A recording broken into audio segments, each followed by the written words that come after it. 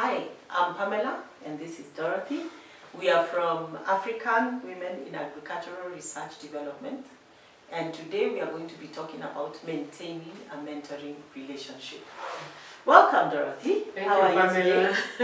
I'm fine, thank you. Okay, so I'll just go straight into it. What is your process for checking in with mentoring pairs? Okay.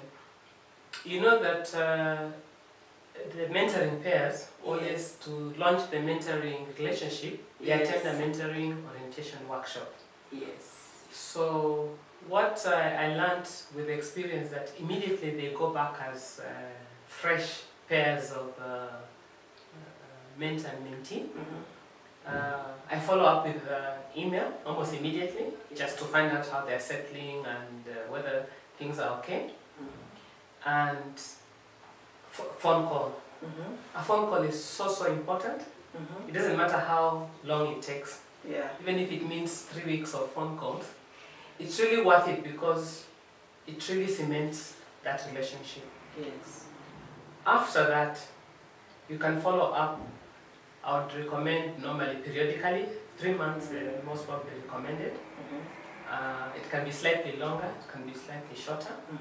And email is most probably the easier way.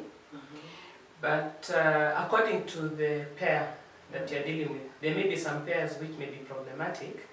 Then I would recommend more frequent follow-up, maybe of another phone call. But if it's a normal pair, then the 3 months.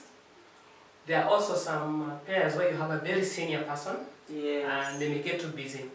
So I found that a phone call, or when you have an opportunity to meet this mentor, let's say in a workshop, that you do some, just mention even how the mentoring is going. Yeah. So then as the mentoring goes on, you formalize it, and it's recommended that you work very closely with the monitoring and evaluation team, so that you have a more formalized monitoring, because the feedback you get is what you use for the learning and to document how the mentoring works and the impact it's having on the mentee. Wow.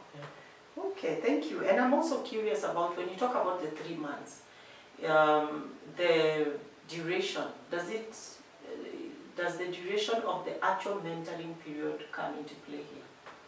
For example, the mentoring period for award is 1 year. Been 1 year. So 3 months, that means about 4 check-ins every quarter. Well, at the beginning we used to do it every 2 months. A form, and it became too much paperwork, and it didn't make sense. Because we normally recommend that they meet once every month, but we have tools that we've given them where they record everything. Okay.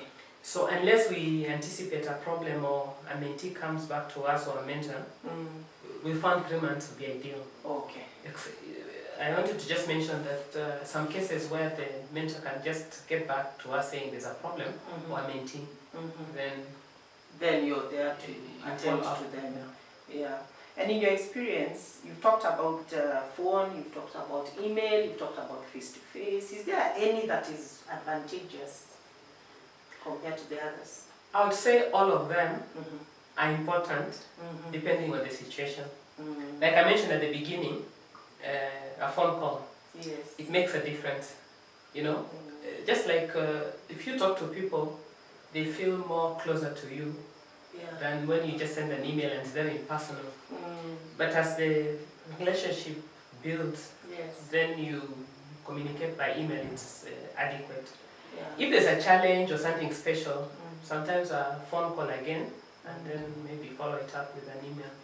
So really, it's with time you come to discover that you mix, but I recommend that as you develop, you must make it also formal so that you record whatever communication you're having. Okay. And in this communication, when you're checking in with them, do you check in with them separately or together, or how does that work? Okay, when these pairs go back, most of them are not living together. I mean, they're near each other, maybe in the same institution. So most times, you check in on one and the other. But there are some situations where it's something that concerns both, You can write to one and copy to the other, or the first time when you send out communication, you just tell them, you send to both of them and follow up. Yeah. So it really depends on what the issue is. Sometimes if it's an update, you just send to both of them. Okay. If it's something only for the mentee, you just send to the mentee. Other times you involve both of them. Okay. All right. And in terms of approach, what approach has really worked for you? I mean, any tips you have around how to approach the pairs, how to work with them, especially when you talk about the difficult pairs where there are issues. Yeah. I think I've mentioned to you before, I think you, first of all, it's that early relationship you have, like you're observing them at the mentoring orientation workshop, you're attending their coaching, you're following up with phone calls, so you're learning the people. Yes. But as you're learning them, you're also developing trust. Yes, yeah. Trust. So trust is a key word, but also you learn that every mentoring pair is unique. Yes. So once you know that, not to treat two pairs as the same. Yeah. It really, I think it's something that is important for the mentoring coordinator. Yeah. Yeah. And the issue of trust, I think, is very, very important. And then also, you have to consult when you have some very difficult situations, because some people may just have real issues. Maybe it's a mentor who is difficult, or maybe it's a mentee, or whatever the issue. Sometimes you have to consult. Yeah, you have to consult and find out. And what happens if maybe the issue that the mentoring coordinator is handling is so, it doesn't seem like you're sorting it out? Yeah. What are some of the, what alternatives do you have? Okay, there are some relationships which don't work completely. If they don't work, you have to bring it to an end. Yes. And it can be tricky, because you have to look at the relationships between the two people, because you don't want them to become enemies. No. Because it's a professional relationship, but it can also affect the way we relate to the institutions. It can cause problems in the institution. So you use all that to decide whether you bring that relationship to an end or not.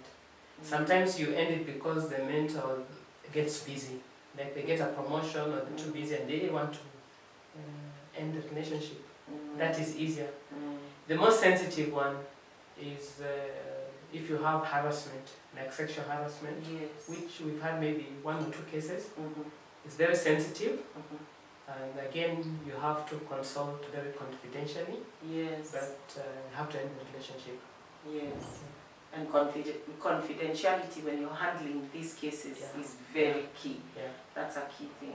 And also I like what you just said about considering your relationship with the institution.